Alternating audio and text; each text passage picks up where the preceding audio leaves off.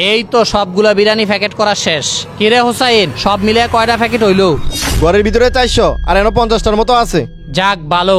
আর শোন, কোন ছোট ফলাবান যেন মসজিদে আসতে না পারে। তারা রোজা রাখে না, মসজিদে আসে বিরিয়ানির লাগিয়া। আচ্ছা, আপনি টেনশন করেন না, এই বিষয়ে আমি খেয়াল রাখবো।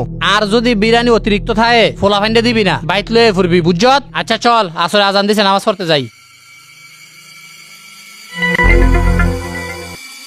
কিরে তুই পানি মালিকা? এই এই ফোলাফাইন, তোকে মসজিদে কি এটা কি ফুন্ডারি করা জায়গা? আমি কিছু করি নাই, তে আমারে ভিজাই দিছে। চুপ, যা বাড়িতে যা। বিরিয়ানির কথাটা শুনলে মসজিদে আয় পরে। তোকে বাইত বিরিয়ানি লাইন দেখাইতে পারস না? বন্ধু আমগো মসজিদ আজকে বিরিয়ানি দিব, তো তুমি আয় ফর আজকে আমগো মসজিদ তারে আয় ফর। কিন্তু দেখছত বেহার কাণ্ড। তে ভিডিও কলে তার বন্ধুরে দাওয়াত দেয়, একটু পরে আমাদের স্পেশাল গেস্ট আসবে। এসব দেখলে কি তারা পছন্দ করবো? এই তোরে দাওয়াত দিছে কে? আমি ইফতার খেলে আপনার সমস্যা? কিরে তুই তো বেয়াদবা না, মুরব্বীদের মুখে মুখে কথা কস। যা এখান থেকে। এই হুজুর, মাইক দিয়ে সবাইরে দাওয়াত দিছেন? না দেই নাই, কিন্তু নামাজের সময় সবারে বইলা দিছি। নামাজের সময় বলছেন, তখন কি সবাই মসজিদে আইছে? মাইক দিয়ে বইলা দেন, সবাই শুনতে পারবো। আচ্ছা ঠিক আছে। সম্মানিত রোজাদার ভাইয়েরা, মসজিদে ইফতারের ব্যবস্থা করা হয়েছে, আপনাদের সকলকে দাওয়াত করা হলো। আপনারা সকলে মসজিদে চলে আসুন। কিরে হুজুরের মাইকে আমার নাম কইলো না, বিরিয়ানিতে মুইটাও কইলো না। চলেন আবার হুজুরের কাছে যাই।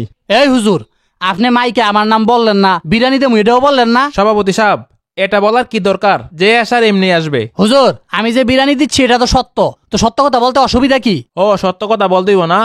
আচ্ছা ঠিক আছে। সম্মানিত মহল্লাবাসী, মসজিদে বিরিয়ানির ব্যবস্থা আছে, সকলে মসজিদে চলে আসুন। মসজিদের সভাপতি লোক দেখানোর জন্য এবং সবাই যেন তার প্রশংসা করে, এই জন্য সে বিরিয়ানির আয়োজন করেছে। তাই আপনারা সবাই চলে আসুন, বিরিয়ানি খাইয়ে তার প্রশংসা করে তাকে খুশি করে যান। এই হুজুর, আপনি এগুলো কি বলেন? আপনার সাহস তো কম না? কেন? আপনিই তো বললেন সত্য কথা বলার জন্য। আপনি তো মানুষকে দেখানোর জন্য ইফতারের আয়োজন করছেন। আমি তো সেই সত্য কথাই বললাম। আচ্ছা আপনি সত্যি করে বলেন তো, আপনি কেন ইফতারের আয়োজন করছেন?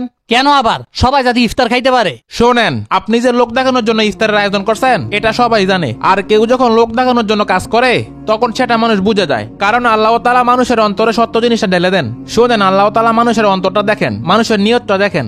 কত টাকা খরচ করছেন, কত বড় আয়োজন করছেন, এগুলো আল্লাহ দেখেন না।